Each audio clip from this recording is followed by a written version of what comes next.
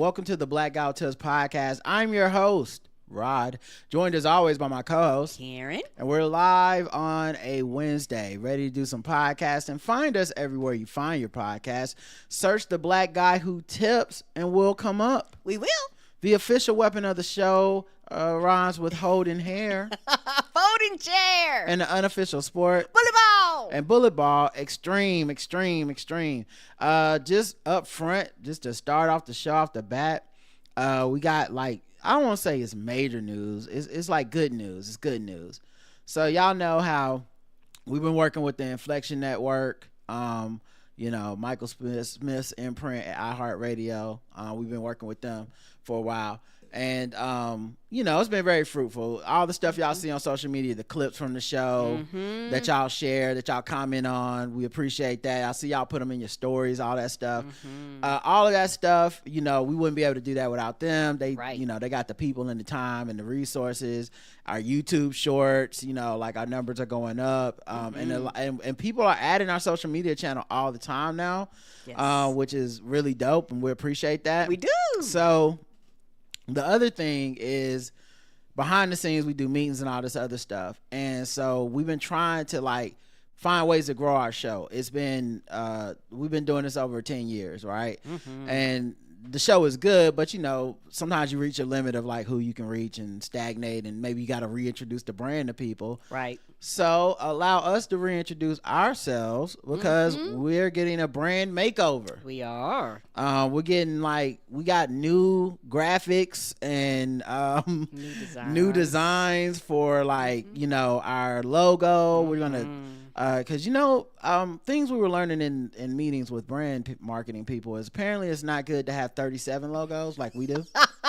That's not a good thing too. Too many logos. I guess when I think of UPS, I just think of one logo. Yes, I think Coca-Cola got one logo.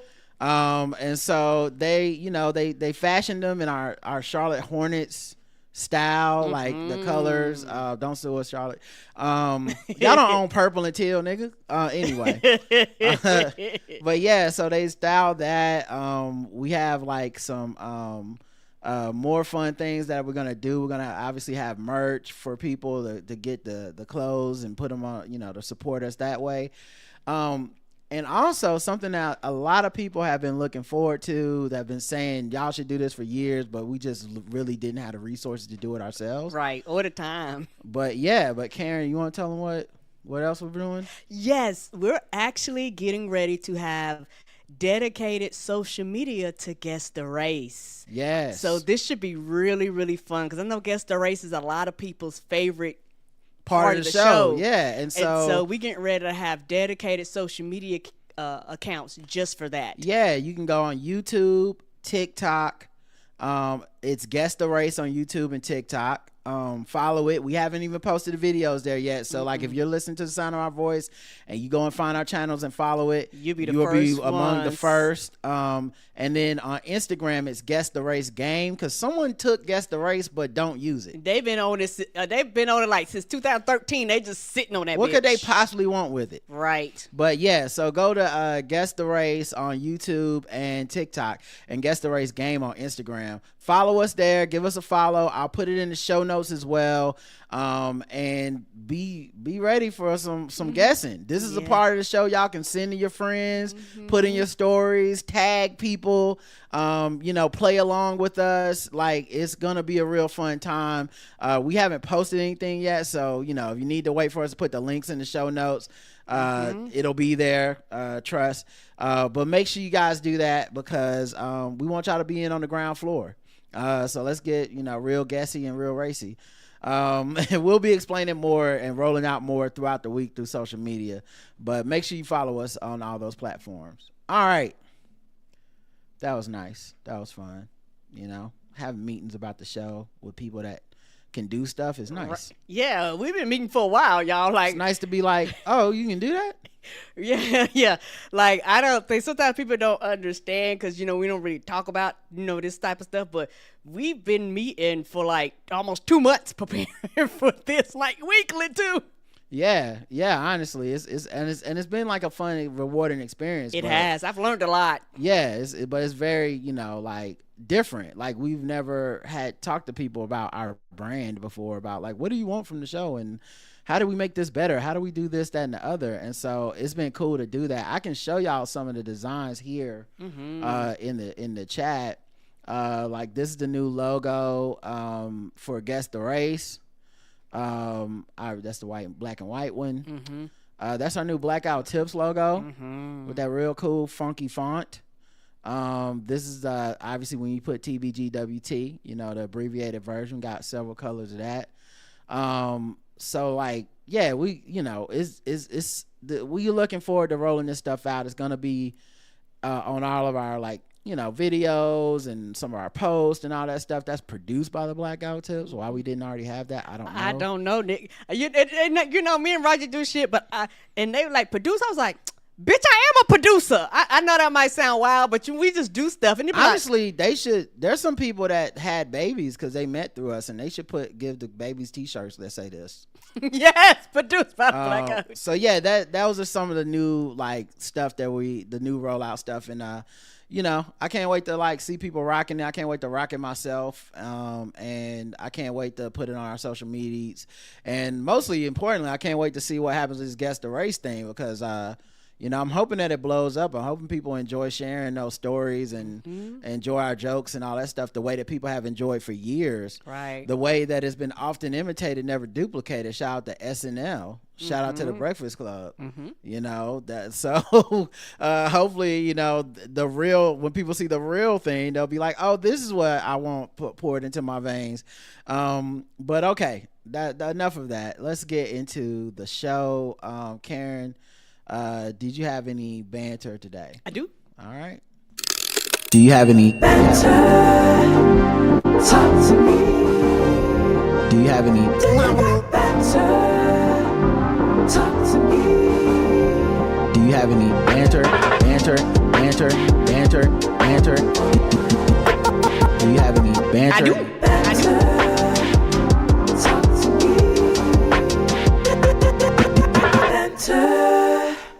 Talk to me. Do you have any banter? I do. All right, Karen, hit me up with that banter. I think I have changed my views on distressed jeans. Karen changed her mind. I did, y'all. Whoa. Because at first, distressed jeans confused me.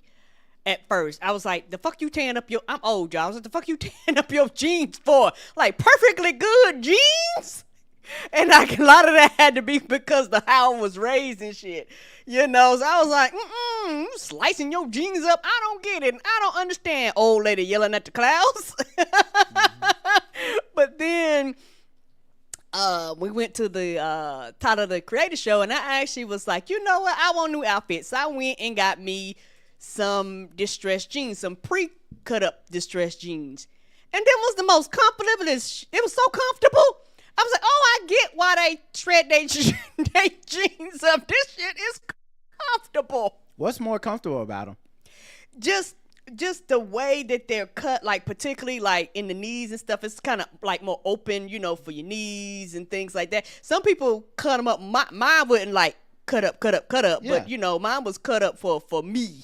You know, a few slices was enough, you know, but for some people, they actually, you know, cut them all up where you could like, and some people do like put designs, you see their thighs and all that stuff. I didn't go, but I'm not that bold yet, but I do like the comfortableness of the distressed jeans. Well, so I changed my mind on it. Okay. I didn't know if you were serious when you was hating on them jeans. I always figured you liked to make the joke about distressed over and over and how it means two different things.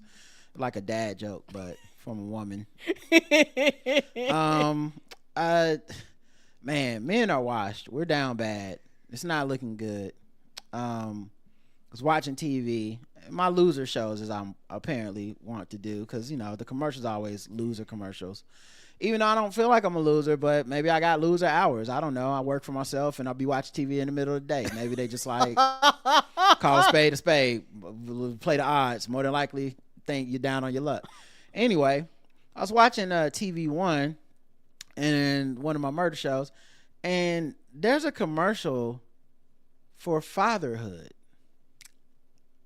Just fatherhood? Just be a good dad, you bum watching us in the middle of the day. A commercial for fatherhood, and it's brought to you by the government. Oh, the government in America is like, hey, take care of your fucking kids. Take care of your kids. Now, they're not saying it in that way, obviously, because that would make a commercial would suck, you know, if you told. But what they're doing is they're having people on, because it takes me 45 seconds every commercial to be like, what is this? What is this selling me? And it's always just like, you know, my son was born. I didn't know what I was going to do, but I just really enjoyed how much he's taught me. And I've really enjoyed taking him to football games and playing toys. And I'm like, what? Is this like a children's cancer commercial? What is this? All right, what is this about? And then it's like, hey, and this is my dad, and he wasn't the greatest dad, but I'm gonna be a good dad. And now it's like we're all learning from each other. Sons teach each other how to be fathers. Fathers, be a father. Take care of your son. I was like, oh, that's real. And I saw multiple versions of just like, hey, it's okay to be a dad. That's fine. It's okay to be a dad. Get out the club. Stop, stay your ass at home. Be responsible. Stop trying to lead the Minnesota Timberwolves to a title in the NBA and just take care of your kid. They gonna remember they people too. Right, take care of your kids. They will eventually become adults and have opinions about you. It just made me think, how bad are we down?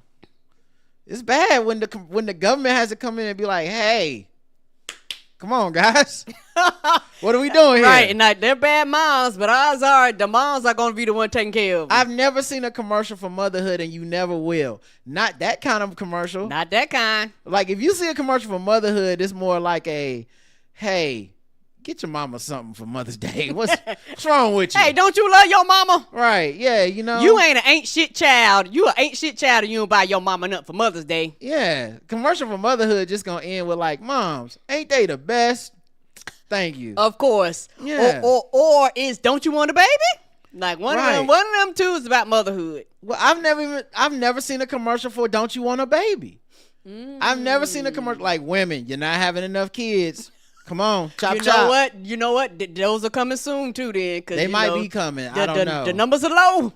I don't know if those numbers are ever coming. I just know that telling your men, we know you sitting around playing video games and watching this TV show and not taking care of your kid that you had is what those ads really for. And that just says something about what America had. America did that commercial. That's not brought to you by like a group. Right. Just pushing for It's not somebody with an agenda to try to like be like, we gonna divide the community. That's the government being like, hey, stop just coming in people and walking away like that's not a baby. Babies are people too. That is fucking crazy. How would you might as well say? That is insane. But all right, Karen, anything else? Yes, today is gonna be a Karen change her mind thing. Okay. You changed my mind on reviews. On reviews? Yes, like the evaluation reviews. Oh, okay. Appraisals, whatever. Thank you. Yeah, they're various. That's what I do. That's why I have a song. Different ways. It's called You Changed My Mind. You changed my mind. Self-evaluations. Thank you. Okay. Karen changed her mind on self-evaluation. All right. What's going on?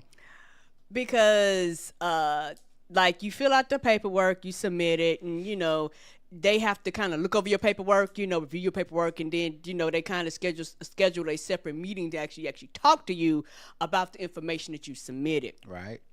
And so I really had thought about what you were saying. And so when we was there, I actually advocated for myself really, really hard. And it wasn't. You love to see it. It didn't take a lot out of me, because they were willing to listen to things like that. But I went down like a checklist. And the thing is, they were like, some of the things they already knew, but some of the things they didn't know. So I just went through kind of just. Now, where'd everything. you get the checklist from?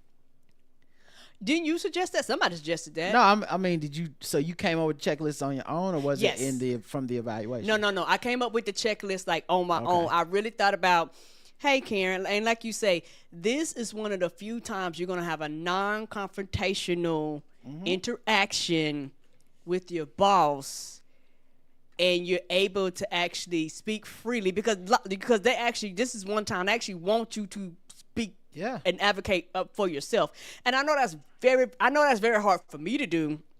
Now, if you asking me to advocate for somebody else on top of it all day, every day, I got you. Right. You know, but when you tell me to advocate about me, I'm like, but that's what it's for, right? Yes, that's what it's for. So I also feel like that's racial.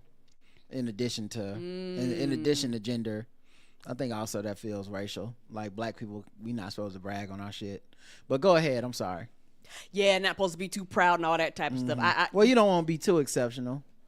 Because I think going all the way back to slavery, what happened to exceptional Negroes? You know what I mean? Not good shit. They didn't survive long. Not good shit. Right. You get sold. You get your family broke up. You draw the ire or the attention of master. You get bread. You get, Right. So I feel like there's some deep generational trauma in black people from that. Yeah, that's kind of passed down from I didn't mean to generation. open my third eye on y'all. Go ahead, Karen.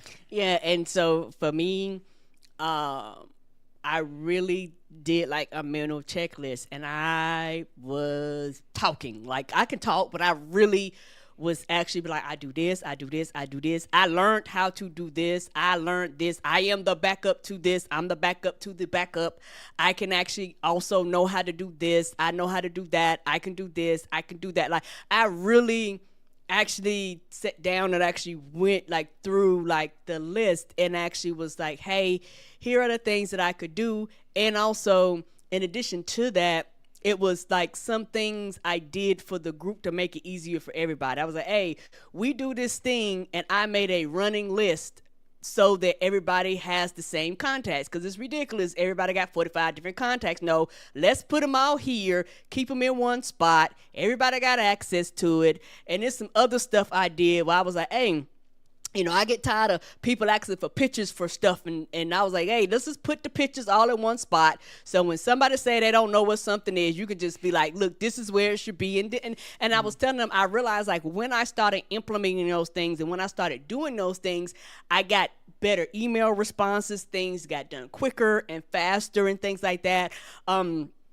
Also, we was talking about like the language in the emails and things like that, because they were saying like my emails are very the language and things like that. Like over the time, I've learned how to ask the proper questions to get the right answers, which is kind of hard to do unless you kind of get to the point where you actually understand what to ask. Because when you first start a job, particularly where you're interacting with people, like, phone calls and emails, it's very difficult because they go, well, ask a question. We're like, I don't know what the fuck to ask because I'm still learning how to navigate and figure that out. But now I'm like, oh, you normally have the same 15 or 20 issues. Sometimes you have things outside of that, but these are the reoccurring. Like I told them, I said, I thought about all the reoccurring things. Like I told them, I even got to the point to where things that I consistently got asked for, I took the snippets and made instructions, like little small instructions. And when they be like, I need to do this. And I'll be like, here are the instructions. If you have any questions, ask me. And then I'll go to, the other department if we have problems. And see, these are things that they did not know that I was doing, and I was told them I shared them with the group because our group is small. So I told them I shared them with the group and I let them know because, I was telling them basically the more self-reliant we are, I was advocating for the group. I was like, the more self-reliant we are, it makes your job easier and it makes you look good when we can do our jobs better, type of thing. So I really took, what you were saying and really thinking about, the people writing in and things like that. And I really took those things like to heart and actually set and it's kind of hard to do when you are not used to advocating for yourself. It's very hard to do when you're brought up, in particular like me. I was of the age where children were meant to be seen and not heard, where you don't voice your opinion. I don't want to hear your opinion. Your opinion don't really matter. Just sit in the corner and shut up. Generation. That's kind of how I was raised because my mom was a lot older. She's kind of that, what they call that silent generation. And so it's one of those things to where being brought up like that, it can impact how you interact with people and how you advocate for yourself. And there would be times where I would see people like advocating things like that, and I was like, okay, that sounds good, but you know, in my mind, I was like, what are the consequences, the repercussions, blah blah, you know, kind of that type of thing. But the thing I realized is that, particularly in corporate America, you have to tell them what you're doing, because nobody knows what you're doing, or they will take what you're doing for granted and just assume that that's a part of your job, particularly when you're picking up other activities and other things that are outside of your scope and or range. So you have to let them know, or else they will not give you credit for your work. And so, And these are things that I really, when I tell you, I really sat down and I delved and I kind of racked my brain and kind of did some really, really good self-reflection on it. And I was like, what is the worst thing that can happen from you advocating for yourself, particularly in a situation like this, where you're not in danger, you know, nobody's gonna come and bop you upside the head or anything like that. You know, you're in a safe environment. And put like this, the whole purpose is for you to advocate for yourself. You know, like the environment is designed for that. And also the thing is, you have things on record, you have things recorded, you have, you know, all of these things. So in case something happens or something changes or anything like that, you have evidence that you did advocate for yourself. And you have evidence that the things you have done and or did and or implemented is on the record, you know, type of thing. And so I'm appreciate kind of that push and kind of that getting outside of my comfort zone about it, because and a lot of it was just not feeling, you know, comfortable. Because like I say, if I'm advocating for somebody else, I'm motherfucking 10 toes down telling you the best thing ever. Well, then that same energy, I need to be my own cheerleader, like they say. And so today I was literally my own cheerleader, and I was 10 toes down for myself, because the thing is, if you don't advocate for yourself in a situation, nobody else will. They don't know how you feel. They don't know what you've been through. They don't understand the sacrifices you made. They just don't. And so it's one of those things where I'm encouraging people out there who kind of feel like me, which is a lot of women, like, hey, in these situations, it is designed for you to self-advocate for yourself, and you may as well, you have nothing to lose but them just looking at you like you crazy, but at least it's on the books. Well, I'm very proud of you. You know, I'm glad that I changed my mind. I mean, I changed your mind. You know, of course I have to take a sip from my smug mug. Yeah, because I was but first a deep sip from a very tall glass of I told you so. Oh, delicious. Yeah, because I'm glad you changed your mind. And it's just funny because a couple weeks ago you were totally against this. You were, why do we even have these? I don't even want to fill them out. No. And all of that stuff, and people were agreeing with you and all of this stuff, and you know, I just kind of made the case for, you know, the positive angles of it.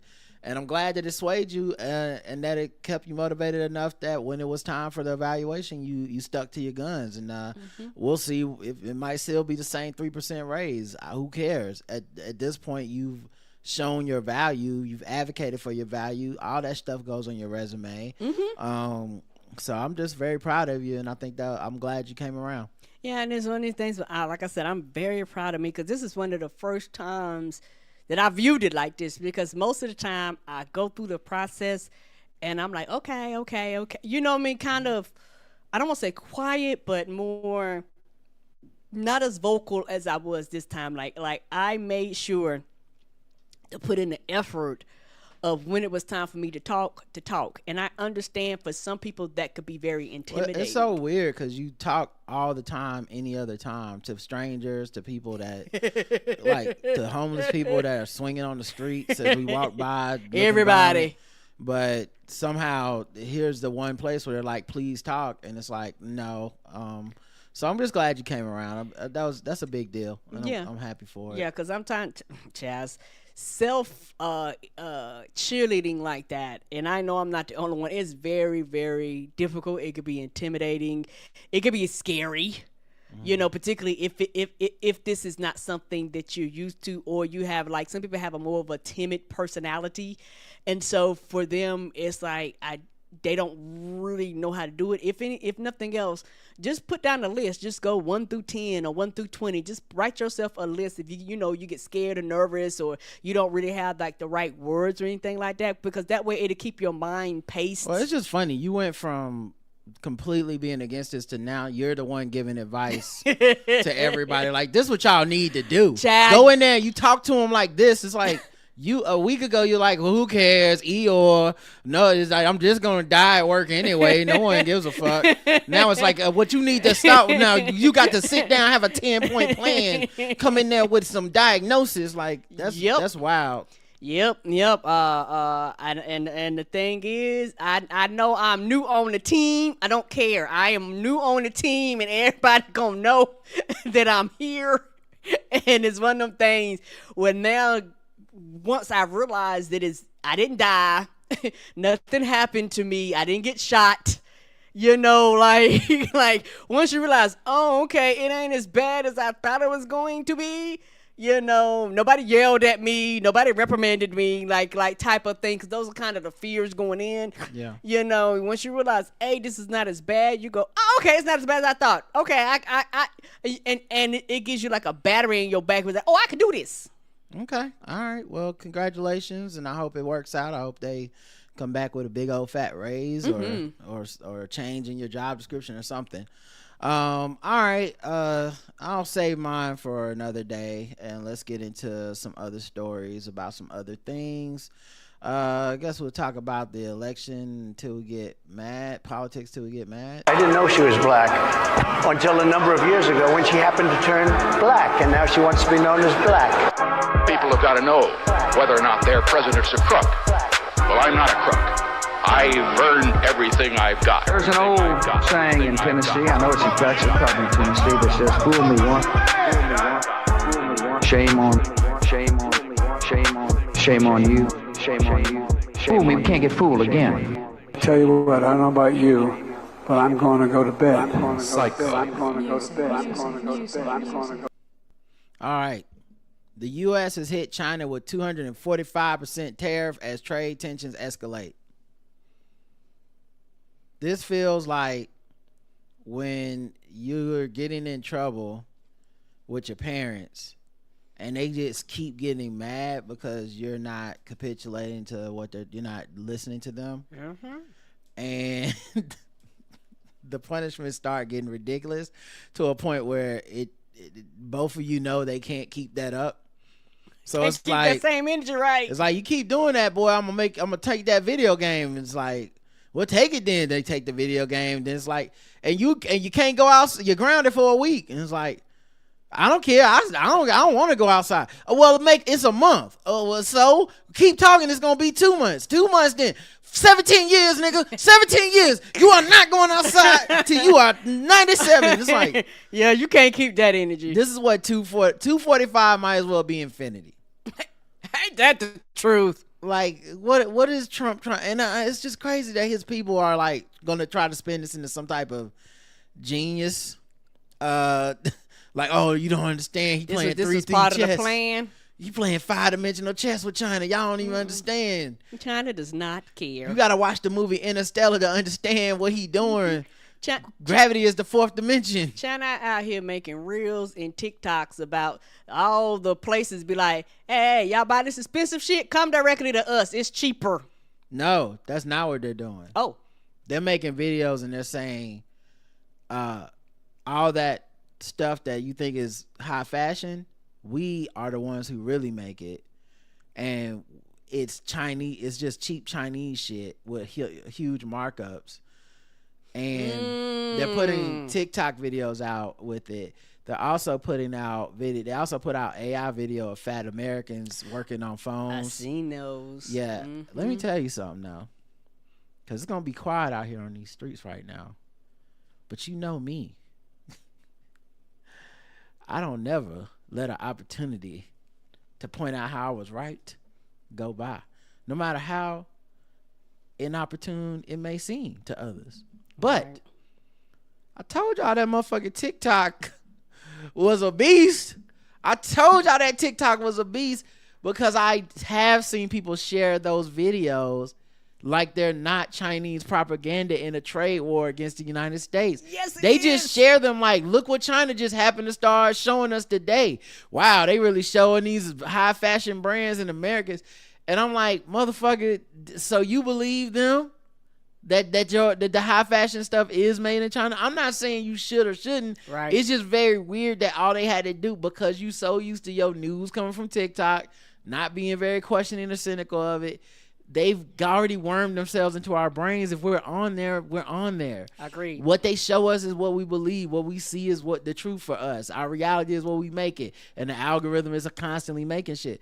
So the amount of people I saw sharing that uncritically, because to me, the critical way to view it is, yo, China is really going hard at America and Trump. Because that's how I viewed it. There's going to be a lot of people who watch this and think this is what their Hermes bag is. That like Hermes or whatever. Yeah. They're going to think like that Prada shit that I got is made in China and they just been lying and China exposed the real truth. And I'm like, or China's fucking with America the way America been fucking with them. And they like, yeah, fuck y'all right back. Yep. Deal with your stupid ass people that live there thinking that this shit is not real anymore. Devaluing your brands. Like, it's very smart what they're doing. But yeah, I saw people talking about it with no critical thought. And it just made me go, Rob is right. Yep, Rob is right. Rob is right. Rob is right. Yep, Rob is right. Yeah, Rob is right. Whoop, what was that again? Oh yeah, Rob was right. Rob was right. Ah, so great. We love to see it. All right, let's get into the next one. Because of them tariffs, China is like, we not mailing nothing to the U.S. starting, I think, today. Ooh, and also they like, y'all know what? We ain't buying no beef from y'all. We getting that somewhere else. And I think for the beef, they like 40-50%. Like they buy a lot of shit, like billions of dollars worth of shit. They was like, oh, soybeans, we get that somewhere else too. That's what I saw somebody say. What? China's not the only place with billions of people. Why don't we just sign? We can just get a deal and sell to any country. Let's just sell it to India. Karen. In the Hindu religion, a lot of people don't eat meat, and they definitely don't eat cows. No, they do not. Cows are sacred. What the fuck are you talking about, dummy? Right, they're not smart. You fucking dummy. This shit serious. You can't just own the libs everywhere. China not the libs. They are not the libs. What is wrong with y'all? Just sell the beef to the vegetarians. We'll fucking get the money back somehow. You know what? We'd be better off selling cows like we're selling hostages. You ever want to see your grandmama again? You better give us this money for this cow. If not, we're going to make a fucking hamburger sandwich out of her ass. That's what you should have did. SHEIN and TEMU, or TEMU, I think is how the commercial says it. They got to raise prices as Trump tariffs on China shake U.S. retail. Oh, no. They're going to, because, child, that's people's shit. Yeah. Now we about to be paying high fashion costs for the whole quick, fast fashion movement. Like, and a lot of that's the thing about SHEIN. Like, you can only wear the shirt 1.5 times if it didn't rain. But it was cheap. But but it was at the dollar store. Yes, and people didn't mind. And the Korean skincare girls about to have a fit. Because a lot of people do like the Korean skincare where they buy like a lot of their stuff is like shipped from over there to here for like skincare products. And I'm pretty sure that all passes through that genre. I don't know how it works with that because I know China is currently the one that's on the hook for it. But everybody forgets it's a 10% tariff on everything. So those prices are probably going up for Korea too, like you said. And it's only it's a 90-day hold until those tariffs he came up said come back. And there's mixed information because he's saying stuff like, yeah, actually I didn't say the tariffs was not on for everybody, and his secretary is saying they are. So like shit. It's a very confusing message right now, confusing time. Oh yeah, purposefully too. But yeah, man, I guess good luck to my fast fashion people out there. You know, I bought a couple things from SHEIN before, and or from TEMU and SHEIN. I think. Yeah. I didn't even know they was Chinese. I just bought the shit, and then I was like, "Oh, what a deal!" But now it makes sense. Like, oh, okay, that's how they can afford that. All right, let's see. What else we got here? Do a couple more. Oh, Ben Shapiro's house got like firebomb. Like there was. Damn. He's a Democratic governor from Pennsylvania, very popular. People were wanting him to be vice president. They were arguing. Like, he wasn't the only one on the list, but some people wanted him to be the vice president candidate instead of Tim Walz. But and people are like, he the Jewish Obama or something like that because of how he talks. But yeah, apparently an arson attack on his house when he was in there sleeping. They like got over the fence, past security, and like him and his family was in there sleeping. They tried to burn the house down. Now the more interesting thing here is Attorney General Pam Bondi, Republican, Trump person, right?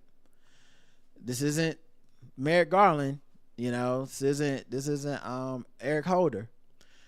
She says it's absolutely horrific what happened to Shapiro, noting that she has known him for years. Those photos, it was horrible. I firmly believe that they wanted to kill him. But she stopped short of calling the attack domestic terrorism. Right. No, she's not going to do that. Meanwhile, you know what she has called domestic terrorism? Burning them Tesla cars. Yeah. Yeah, that was terrorism. This from a motherfucker that wasn't fucking voted in office. Kiss my ass. I'm sorry. Right. They didn't mind throwing the domestic terrorism label at Elon and them cars, which catch on fire by themselves enough as is. By themselves. Allegedly. But nah, when it came to this man literally being targeted. Somebody said it was Josh and not Ben. Oh, it's Josh Shapiro? Oh, yeah, shit. That's a totally different person. My fault, y'all. Man, my bad. Josh Shapiro. That's a huge, shit. That's a horrible tank. That's like the worst version of that tank. Those are two opposite motherfuckers right there. Only Shapiro is the only thing they got in common. But yeah, so it is interesting to see what is no longer terrorism now. So I guess we'll find out more as that goes on. I don't know. I think they have someone in custody, but I don't know. Let's see. The U.S. office that counters foreign disinformation is being eliminated. You think Trump and them would want this office to be open if you're going to have trade wars with a bunch of other nations? Because it might behoove those nations to do things like put up TikTok videos that make it seem like things that are made in the U.S. that are high fashion are not, or made anywhere really, because some of that stuff isn't even made in the U.S. But you think maybe you want to have this department open, you know, if you're just going to have. But I think when you are misinformation and manipulation and disinformation, and you have connections to foreign entities, you don't want about maybe you don't want people looking into what is and what isn't on the real, because eventually they're gonna look at you. Yeah, maybe you like that's enough investigating. That's the thing, they tend to shut down the investigation. They investigate the things that they're accused of doing. It's interesting how that works. The Trump administration sued Maine over participation of transgender athletes in girl sports. Another one of these cop-out things. Another thing where clearly they're doing this so they can go to some sort of Supreme Court. That's the whole purpose. Other than that, you would leave them people alone. Yeah, I can't imagine what else it could be, because they're not a very what do you call it? It's not like their scams are smart and we're like, wow, didn't see that coming. They're pretty out in the open with the shit they want to do. So I could see them being like, get this to the Supreme Court. Let's get some sort of federal, you need to be born the gender that you are racing as, and get trans people out of sports and in their minds out of society completely. Because even if you were even if you thought this was an issue, the handful of people this would affect is so small. So clearly they're overemphasizing this issue, and I think it's because they don't have Roe v. Wade anymore, and they need a new thing. Yeah, they got even affirmative action they kind of knocked down. So they need a trans people is their new social, cause, quote unquote, that makes people go, ew, man, I don't know about that.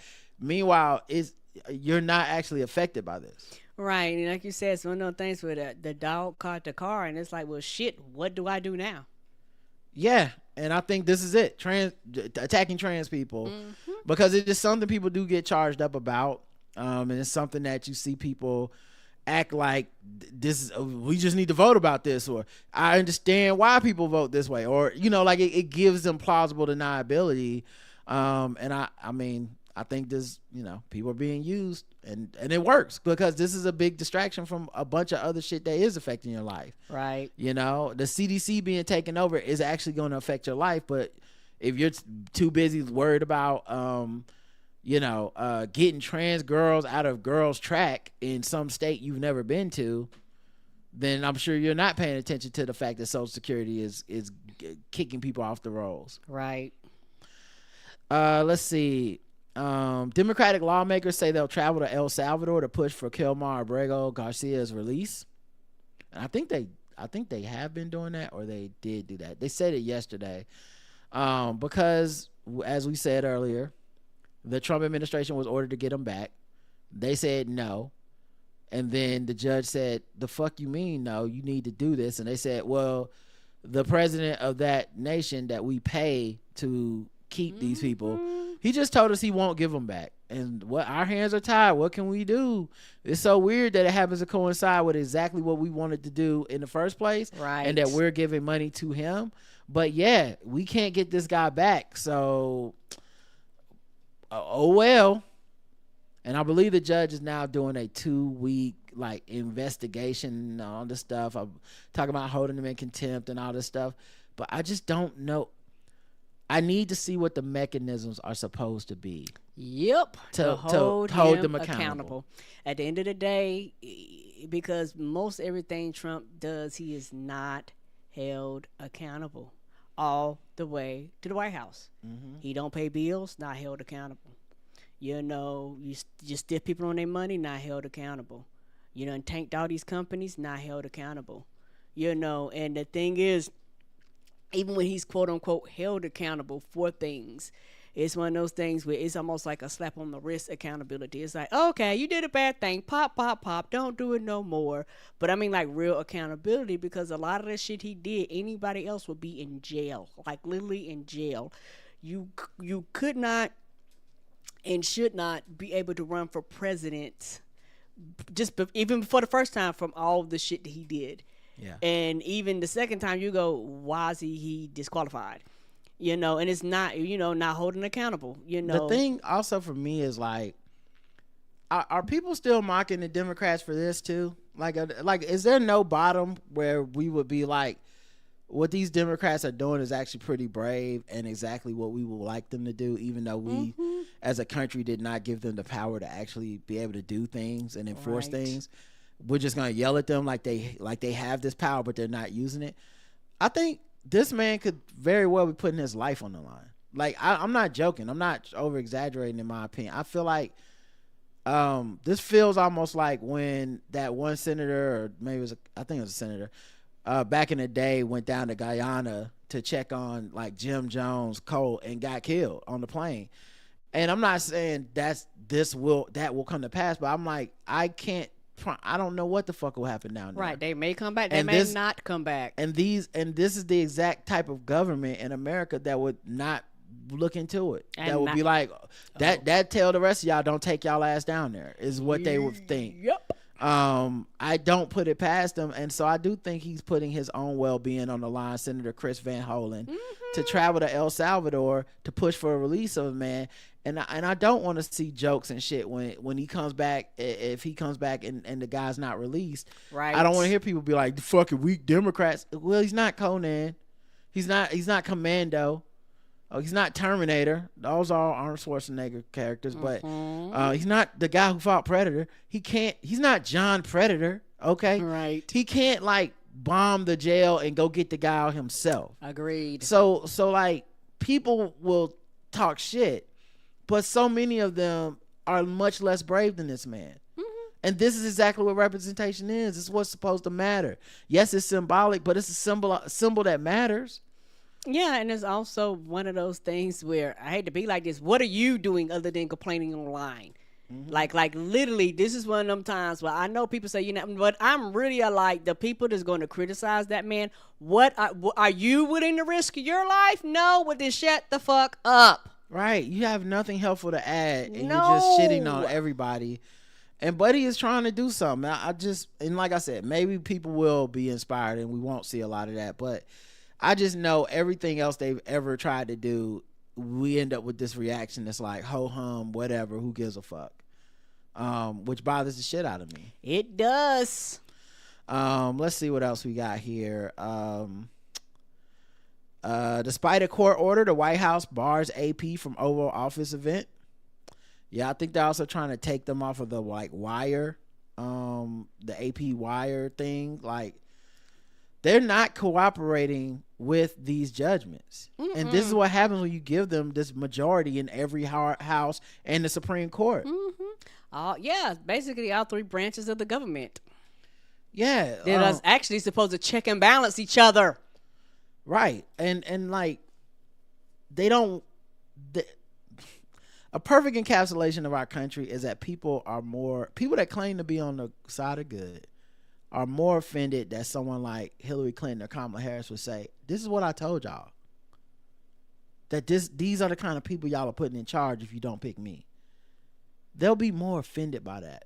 Yeah, because you calling them are out. by this. They're not as offended by what Trump is doing. And once again, I keep saying it, and I know it's an old, at this point, who gives a fuck? But hey, man, anybody notice your Joe Rogans and your Bill Maher's and your free speech warriors and all these comedians that are so happy they got the R word back because liberals were trying to cancel them, and all these fucking conservative talk show hosts who talk enough about cancel culture this, and Democrats are doing a nanny state, they won't let you do anything. None of them are saying a motherfucking thing. Ain't it crickets? People are getting kidnapped out of the goddamn country. Not a with word. No criminal record, with no actual proof that they're not here legally. When people are having their green cards revoked, when people are being kicked off of campuses for protesting, being kicked out of the country for protesting, for using their First Amendment rights, when people are doing shit like when they're kicking the press out of the White House press corps just because they don't like that they won't say Gulf of America instead of Gulf of Mexico. Where the fuck is Joe Rogan now? Where's Dave Chappelle and this? I'm gonna go yell at trans kids because they not gonna stifle my speech. Where the fuck are you right now when it comes to stifling speech? This is actual real life stifling speech, no freedom of speech, real life shit. This is the state coming down with the power of the fucking president and putting people in jail. And where the fuck are you now? You were so fucking brave when you were talking to them little kids in the fucking auditorium. You had all the smoke for them kids, right? Because they don't have any real power. You know, when you're just on Netflix using like dead name people or making slurs, oh man, it's just hilarious. I'm just a comedian. Now you're just a comedian, right? Now it's just back to like, man, you know what, dog? I can't even call it, man. You know, I'm just a comedian. I don't have a real job. I'll just be saying shit, right? I saw Jon Stewart. There's a video of him talking about, I didn't think it would happen this fast. Bitch, we've been telling you the whole time when you were making jokes and shitting on the Democrats that it was going to happen this fast. What the fuck are you talking? You don't get to be surprised. You don't get to be surprised. Your job is to be funny and right. Your job. This is what you do. And a lot of times you've been a lot more right, trying to be right, than you've been trying to be funny.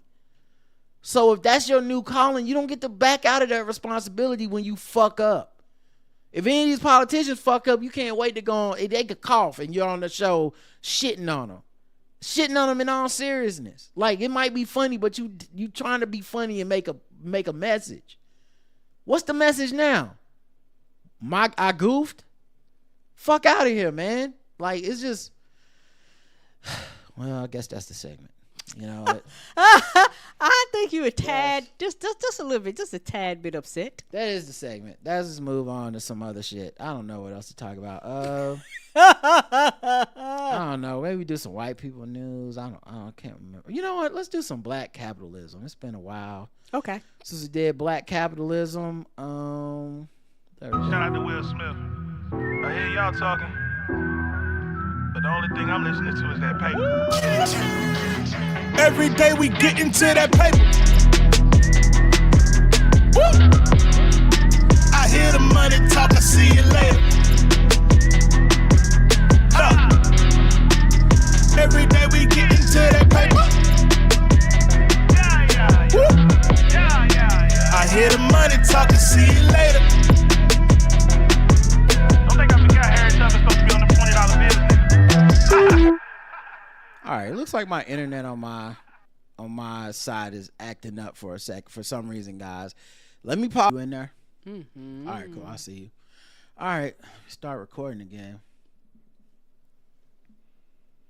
Well, if you're listening to this audio version of this podcast, it's just like nothing happened. But everybody else happened. just sat through 30 minutes of me fumbling with the tech in our house, unplugging and replugging shit till it finally worked again.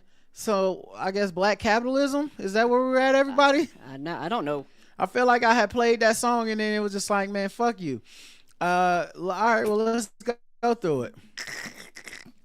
It's part of the tariffs. Candy Burris apparently post a Real Housewives of Atlanta career move that made her her epic post, meaning after her Real Housewives of Atlanta career. Okay. She made a career move, Karen, that made her $2.8 million in just days. Woo! What'd she do? Apparently she's produced several Broadway shows. Her and her husband may have scored their biggest hit yet. They did Othello, starring Denzel Washington and Jake Gyllenhaal. Oh, that's the one that everybody been going to see. Yeah. I didn't know Candy was behind that. Everybody been talking about that one. Oh. And they said that bitch sold out quickly, too. Oh, man. I don't know what they make over at Real Housewives of Atlanta, but I want. Somebody said it's been sold out for weeks. Oh, she ain't never coming back. They kicked her out. They gonna be lucky if she even want to ever come back. She ain't never coming back. She looking over there now, boy. The ghetto. She gonna be like Cardi B. Cardi B left. She's like, I ain't never coming back. Yeah, you can't blame them either. But yeah, shout out to her. 2.8 mil. Woo, that's a tickets of $400. Oh, Lord. The girl got her own money. When I say she got her own money. Yeah, I can see people asking for that price because it's probably the hottest ticket in town right now. Here's some more black capitalism for your ass. Skyway lanes will stay open after Chicagoans step up to save the city's last black-owned bowling alley. Oh, Yeah. let's go. People be sleeping on that black collective community capitalism, but it's whatever. Right? Yeah, so apparently, last month, the family business had lost many of its bowling leagues after the pandemic, while the property tax assessment more than doubled last year at the historical 35,000 square foot alley, which is in need of costly repairs. As bowling leagues and other communities gathering spaces have dwindled, more than 100 Chicago bowling alleys have closed since the sport's heyday in the mid-20th century, leaving Sky Lanes as one of only 3 left on the south side and the city's last black-owned bowling center. Yeah, the thing about you talked about it, a lot of the third spaces actually did go away because of the pandemic, and the bowling alley would be considered a third space, and it's very important for the people who actually this is their jam and this is their thing. And the thing about it is that, you know, particularly being black owned is a big thing too, because it wasn't that many from the beginning, right? And it is a, you know, a place. And it's Chicago, meaning there's black people there, and there's probably a lot of black-owned bowling alleys at its peak. But yeah, just, you know, being the last one, man. So they set a lofty goal through GoFundMe in a last-ditch effort to stay open. The goal was $1 million. Last month, she raised more than $16,000 in small donations and had booked out the bowling alley on most days since everything from large company outings to birthday parties. Skyway lanes will stay open, and Hill Corley recently hired an event planner to manage the new demand. So they had started a GoFundMe to raise $1 million. They did not get it. They only got $22,000 as of now, but so many people booked out the center, the bowling alley, the day, noon, night, birthday parties, companies, that it actually can stay open. So it wasn't like a big, donor came in or something like that. Yeah, and also the thing is with the gentrification of these areas, and this happened in Charlotte and other places. These are places where a lot of black and brown people came in and started renting these places out. Then all of a sudden, once that happens and you start doing these high rises and shit, all of a sudden they start reassessing everything around it. And all of a sudden your taxes, the property value goes yes, up. all of a sudden it's quadruple, and people go, hey, this don't make no, I can't pay. Let's say it was $2,000. Now you only pay $15,000. Like, that is a huge jump. And what happens is people tend to think of it like, oh, but if you own property there, the value just went up. Well, if you have to pay property tax, your bill just went up, which forces you to sell the property, right? So you can get the money to pay the tax, and then you move out. And that's how gentrification works. Yes. Ba-da-bop. Yeah, and I guarantee you that's what happened to like a lot of these places, and that was probably was getting ready to happen to this place. And like you say, we need all this other shit we're trying to do, and you smacking us in the face with a property tax. The article created a viral effect, Hill Corley said. I feel relieved. I'm beyond energized. The community, local organization, nonprofit schools, the people are reaching out for events and social gatherings that will continue to create that next generation of love flowing through this center. Organizers with Brightpoint, an Inglewood-based nonprofit that matches youth to jobs and programs, brought a yellow school bus full of kids to Skyway for a bowling alley in Chicago public schools off day Monday. Oh. So yeah, man, that's dope. To see people doing that, coming together for the community. Right. Yeah, taking care of each other. I'm bad at bowling. Don't bowl that often, but when I do it, it's actually really fun. All right.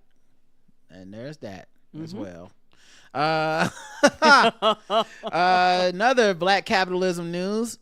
Gospel star Marvin Sapp responds to criticism over donation requests, orders an order to close the doors. Now you might be thinking to yourselves like, wait a minute, Rod. Hold up. What do you mean?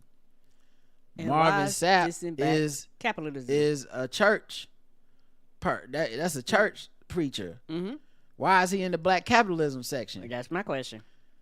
Because Karen, he was acting real. He a rich preacher. He not. It's not barely getting by. It's that prosperity. That prosperity preaching, as they call it. Some might call it prosperity pimping. Others might call it something different. What's interesting is that I have the video of it, so if you guys want to see what it looked like, and hopefully you guys don't get an echo, but I don't remember what last time I fucked with the settings, the whole sound turned off. Nope. All right, so you might get an echo, but here's him telling people close the door, and they understand the cost that is involved. There's 1,000 of you. I said close them doors. Ushers, close the doors. Close the doors. Close the doors. It's 1,000 that's watching online. This is a small seed. If I get 1,000 online to give this, if I get 1,000 in the sanctuary to give this, that's $40,000 tonight.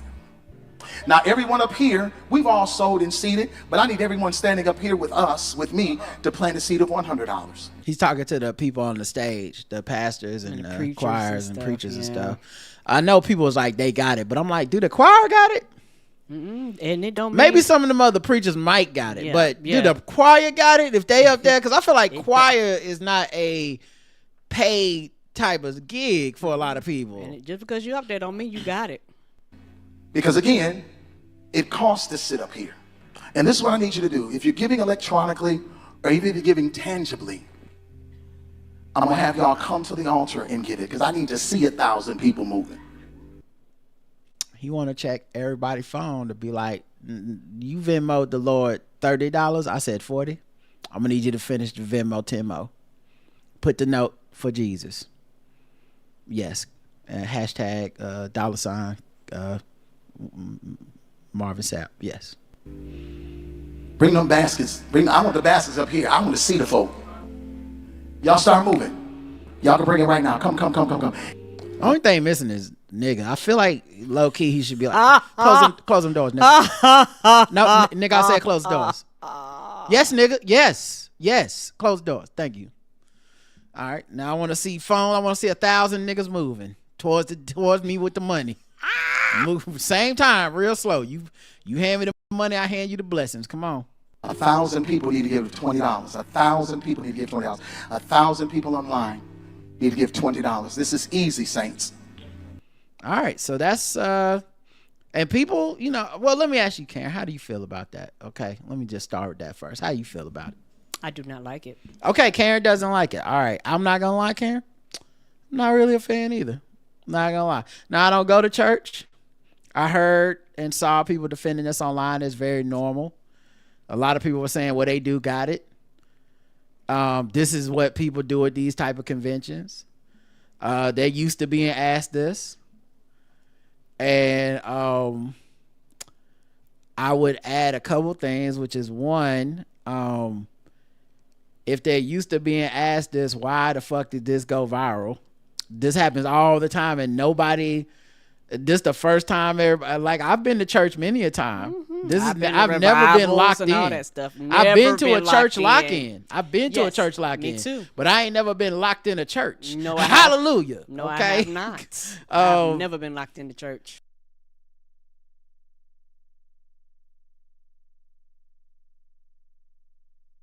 To defend it because it's a preacher, right? And they like Marvin Sapp, and they don't want us making jokes about it.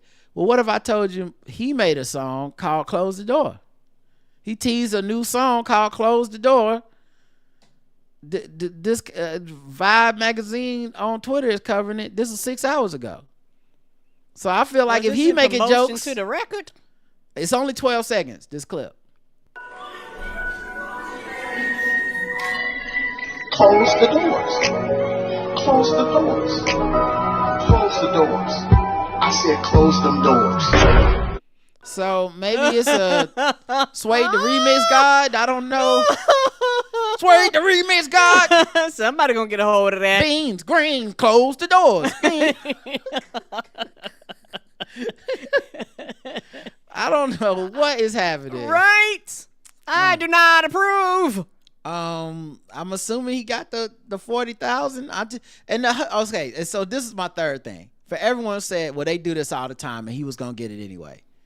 Then why close the doors? Why just have a regular offering? Then why close the doors? That doesn't make sense. Are y'all hearing yourselves when y'all say that? He was gonna get it anyway, then you don't need to do all this. Just go pass the plate around like always, nigga, pass the plate, and just like you normally do, and just move on. Don't be like, all right, we gonna handcuff everybody. Like that's not you asking to go viral. That's not my fault that you made this so funny. It's hilarious, but that's because you decided to make it hilarious. Anyway, good for him. I hope he got his jet or whatever he need. He saw these tariffs going up. He's like, it's a tariff on these prayers. Apparently so. Everything got a tariff on it. It's a prayer-iff, okay? These prayers, the yesterday's prayer price is not today's prayer price, okay? Apparently not. The cost of the blessing done went up. All right? We 10% on top of the 10%. I don't know if you seen what Trump doing. We taking our 10% plus the Lord's. He gave me some ideas. All right, we'll do let's get out of this segment. Let's move into something a little more wholesome. Okay. Folks, I know people probably getting offended. They're probably like, wow, for real, Rod? You would talk about the man of the Lord like that? Yes, if he locking people in the building, yes, I would. People in the building. I'm not better than that. No one should be. That's hilarious. Don't you lock me in no building. I close the doors. I say take them off. What is it, Teddy B? Right? What are you doing, man? Turn on the lights. What, sir? What? What are you doing, man? Oh, man. Oh, church is hilarious. All right, white people news. White people news. We're bringing egg salad to the barbecue. We might be problematic or a little bit dim. That sounds really harsh on our fragile pink skin. It's white people news. All right, white people news. You guys know my shit. You know what I likes to be. And that is correct about things. Karen, Fire Fest 2 is getting postponed. Yeah. Rob is right. Yep, Rob is right. Rob is right. Rob is right. Yep, Rob is right. Yeah, Rob is right. Whoop, what was that again? Oh yeah, Rob was right. Rob was right. Yeah, that shit was never gonna happen. Right. The place it was like, we ain't heard from him, we ain't talked from him, and that shit ain't happening. Last time he got y'all on that fucking island and pulled a Marvin Sapp, close the doors. Give him bologna and cheese sandwiches. Ain't no salads, bitch. You're sleeping on the beach. You want some water suck dicks? Ja Rule ain't coming. Like it was like I can't believe people gave him money a second time. Believe you me, it's not refundable. If he got your money, you ain't getting it back. Oh man, that's the next story. I can't wait to hear Billy McFarland. I'm suing him for $1,000. Like for what? The judge should dismiss that shit. Yes, he should pull a Trump and not have to comply with any judgment. That's like, hey, you put these people in danger. He's like, I'm Billy McFarland. Come on. That's like making a deal with the Joker. It's at this point. Right? That's your fault. You killed yourself when you fucking drank that green water. Y'all seen The Purple Suit? What's happening here? Come on. McFarland's new event, which was scheduled to take place in Mexico from May 30th to June the 2nd, was being advertised under the slogan Fire Festival 2 is real. If the event got to tell you it's real. It's real. They actually had shoes though. They actually had shoes. It's real. But my bad. It's okay. It's been a long time. But here's the thing though. I get tickets to events. We're going to see Kendrick Lamar next month. You know what's not on our tickets? Hey, it's actually Kendrick Lamar. You don't need to say what's understood. If you say that, I'm like, I don't think I should buy these tickets. Nah, for real this time. It's a basketball game. What? The tickets started at $1,400. Woo! Maybe we need the tariffs. Y'all can afford it. Apparently, y'all got big money. If you giving Fire Festival $1,400 in the year of 2025 of our Lord and Savior Beyonce for something that's not real, if you are, you should pay that much for your Switch too. Go ahead. You ain't doing shit with it. Go ahead and give him the $450. Light the money on fire then. Buy all the fucking Chinese high fashion brands. Your Shein ain't never cutting off. Just leave the Shein on. Go ahead and get the Temu. Do all that bullshit because apparently you just got it like that. You got it. What the fuck? A message sent to a ticket holder said the event has been postponed. See, that's how they keep your money. Postponed. Yeah, we'll figure it out. You ain't seeing a dime of that money. 100, 200. All he gonna do is 300. 6 months to a year talking about we gonna do Fire Festival 3. Right. We still taking money though, but yeah, it's postponed. They said the event has been postponed. The new date will be announced. Oh, we have issued you a refund once the new date is announced. At that time, you can repurchase if it. Oh, you know it's bad. He don't want to go back to jail. Okay. I see he learned from the first time. He said, take the money back. This ain't gonna work. I tried to lie through it the first time, and apparently they owned my shit. At the time, McFarland said in a statement, I'm sure many people think I'm crazy for doing this again, but I feel I'd be crazy not to do it again. Wacky car salesman? Yep, we're gonna have a Fire Festival 3. Well, that was for this one. He said that before this one popped off. So back at the time when they were like, "What are you doing? Fire Festival 2?" He was like, they say I was crazy to do it. I'd be crazy not to do Fire Festival 2. Yep. Well, I guess he crazy because the shit ain't gonna happen. Yeah, he gonna be even crazier. Even more wicked is Fire Festival 3. Waka waka waka. Right. After years of reflection and now thoughtful planning, the new team and I have amazing plans for Fire 2, he said. No, y'all don't. So you didn't even have a location. The people from the other country probably got so many fucking phone calls. It was like, look, just make a statement. The shit ain't happening. I'd love to know the racial breakdown of those who parted with their money and those who did not. I just want to know. I have some suspicions, but I don't know. Video shows suspects accused of breaking in the sewer system in Brooklyn. You breaking into the shit system? What's happening here? The Foot Clan. It was probably Shredder looking for them turtles. Someone that was like, we know they down here. Yeah. 4 men were caught on camera climbing into a manhole in Brooklyn. Someone said it was DOS effects, but they came straight from the sewer, guys, not into the sewer. Pay attention. The words matter. They would never be stickety diggity stuck down there. The video shows 5 people wearing neon vests with tools in tow. They open a manhole in the middle of the street, and one after another, 4 in total descend down. A hand from below closes the manhole cover, and the 5th man unfolds a chair on the curb, then gets comfortable. Police were soon called and started looking into the sewer. I wonder who knew to call the police. Because if I did see that, I wouldn't know that there was anything illegal happening. That's probably why they wore them suits and shit. Yeah, that's what I'm saying. To kind of throw people off. Yeah. The police eventually took 3 people into custody, ranging from 25 to 29 years old. They're charged with burglary and criminal mischief. Damn, what were they stealing? Did they steal shit? What is happening here? The turtle van. I got some nunchucks. Police source tells CBS News New York one suspect told the cops, "I was hired to clean the sewer." Another said they were looking for treasure. The suspects were not employed by a company nor contracted by the city. While detectives investigate a motive, the neighborhood is buzzing with theories from hunting for jewelry lost down the drain to recording content.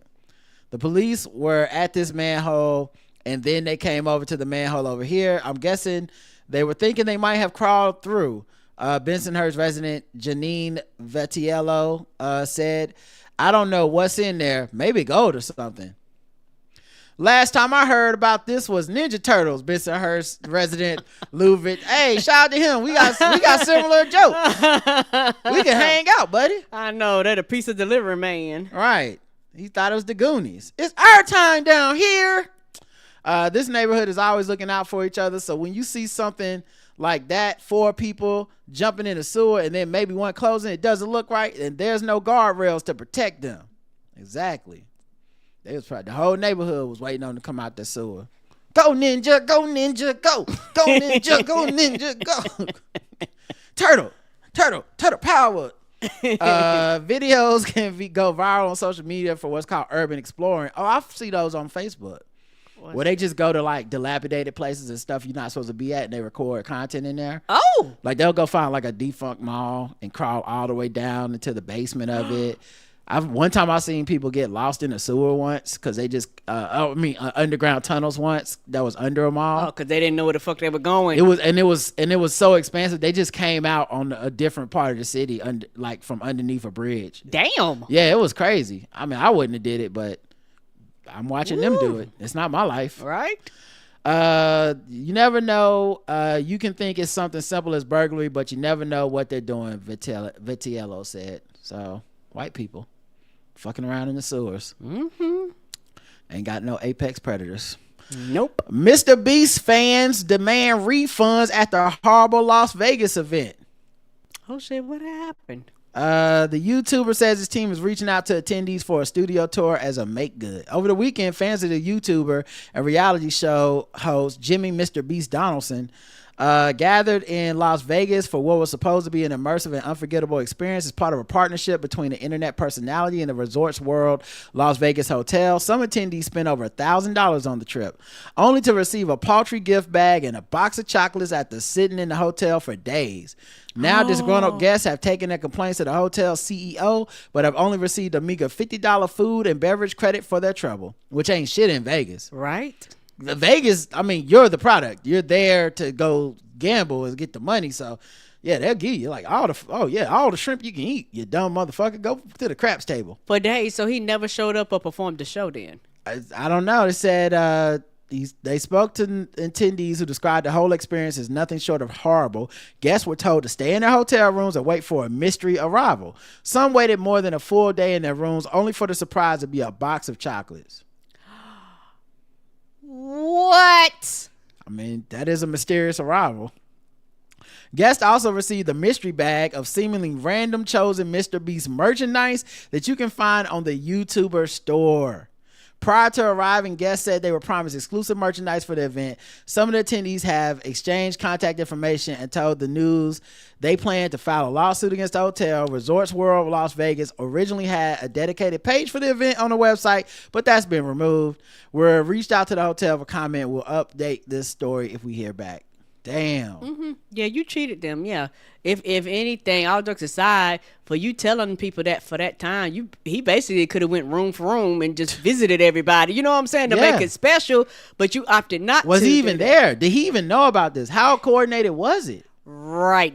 To take part in the event, the hotel required guests stay for at least 3 nights across the experience dates, during which they were promised a series of on-site activations, treating guests to an immersive experience, which attendees told 8 News Now seemingly didn't happen. One person who paid to attend told the site that their mystery bag contained kids' shorts, an extra small shirt, a hat, and a medium shirt, all of which were concurrently discounted to $9 on the Mr. Beast store. So they gave them sale gifts.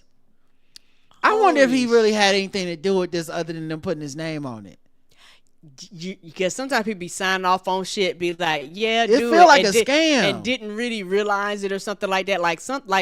I think it's more to this, because if he knowingly knew about this, yeah, you need to be sued. Yeah, if Jimmy is part of this, I hope he feels good for scamming a whole bunch of adults and their children. Attendee Abigail Marquez said, "That's how you get subscribers. Cool." Responding to a fan on Twitter, Donaldson said that his team will be reaching out to attendees about a studio tour as a make good. So I don't know. Like, him reaching out for a studio tour makes me feel like maybe he knew he was supposed to be there. I don't know, dog. That's bad. Yeah, they're not gonna take a studio tour. No, bitch. That's all right. 3 nights in Vegas. Right. All right. Let's do some guess the race so we can get to this. I got something to do at 8, so I can't do too long. Mm-hmm. But yeah, let's do some guess the race, and then we'll wrap this bad boy up. No problem. If I can spell guess correctly. There we go. What time is it?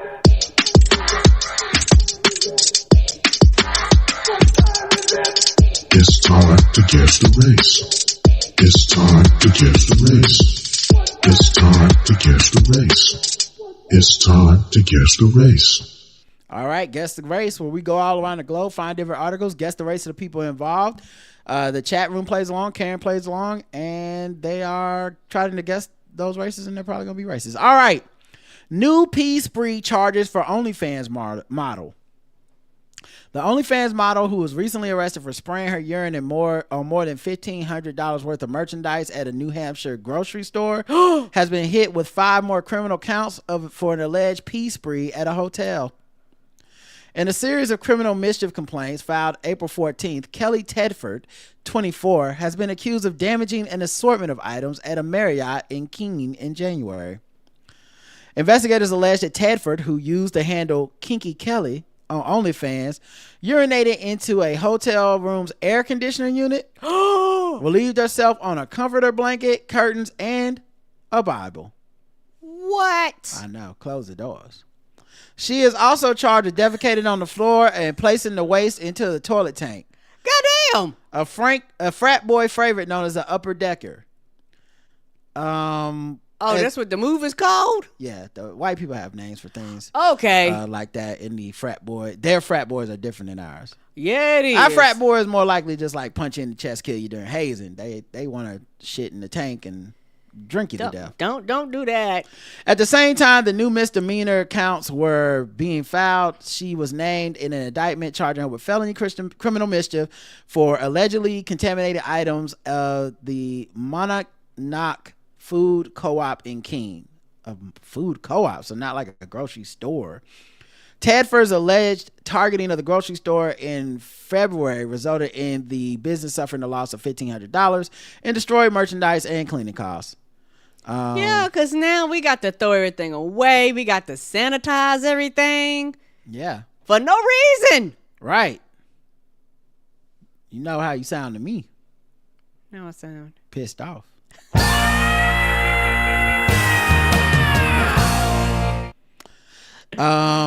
So investigators contend that she recorded her vile antics for her $15 a month OnlyFans page, which is no longer online. Tedford's Kinky Kelly page described her as a submissive pixie fetish kink friendly extremes 2. Her account also offers subscribers custom content and paid sexting sessions. Her OnlyFans account noted that her prior page, Petite Princess, got banned. Well, no wonder. Right. While her Kinky Kelly page appears to have been deleted, explicit videos of Tedford remain online, including one clip showing her urinating on new garments in a clothing store changing room. Her Instagram page directs followers to Amazon wish list that is filled with sex toys and lingerie. Get me something off this list and get free special customized content. Spoil me to get spoiled, baby. Karen, guess the race. White. Karen's going with white. Let's check the chat room and see what they believe. Ain't no black people in New Hampshire. White. White, says Yeti. A PT Princess White. The correct answer is white.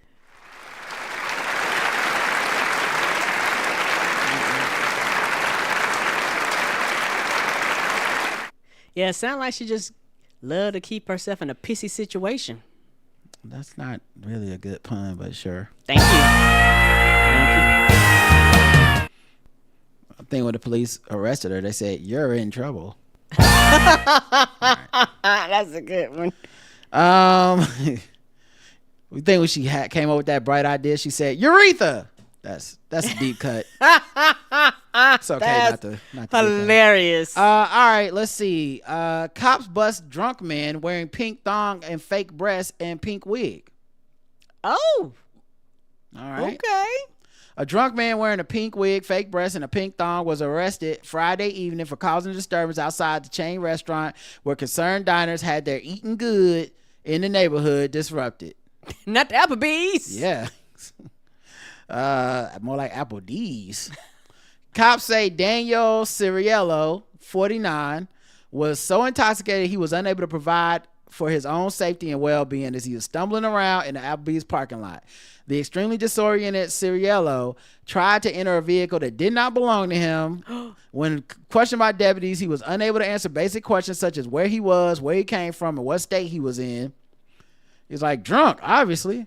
An arrest report does not offer further details on his clothing. Seen above, he was arrested for disorderly conduct.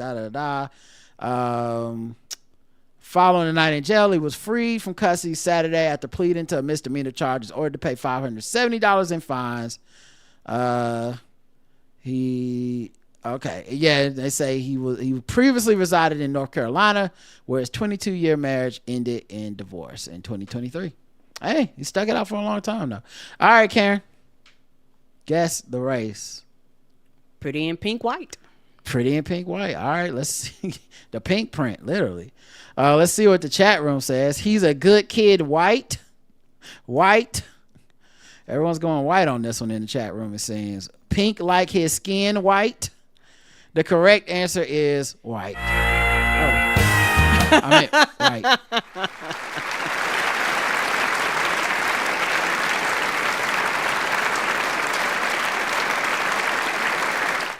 Yeah, Pink Panther on the prowl, apparently. Yeah, and that's him right there. Although I would have liked to see the outfit.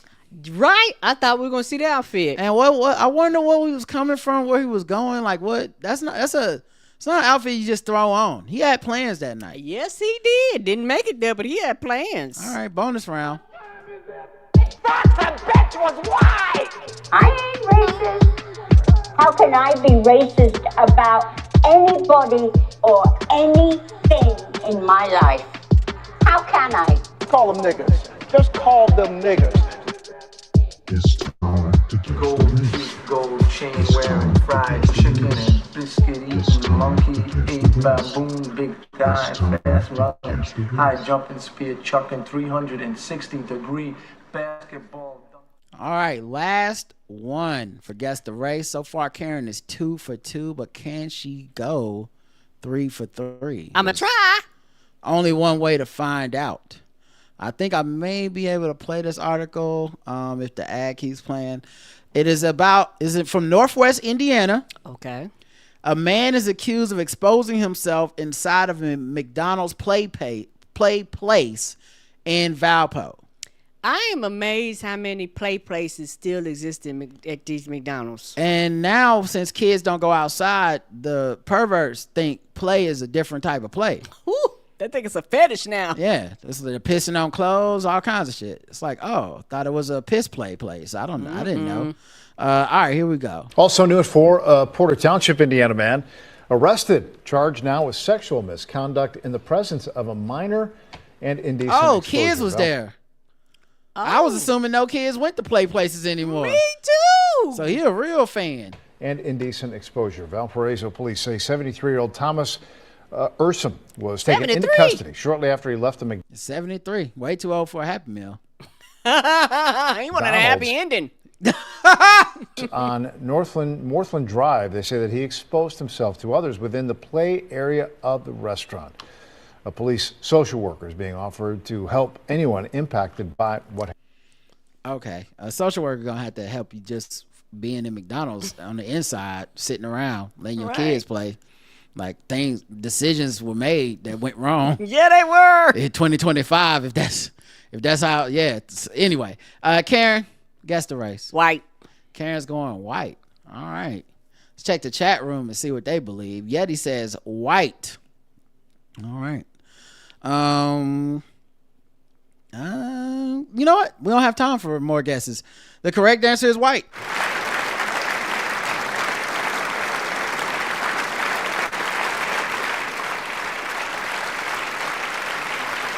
And you can tell he's a real McDonald's fan. Look at that grimace on his face. All right. Oh man. Oh no. Yeah, that's disgusting. All right, last thing, sword ratchetness, and then we can get out of here on a low note.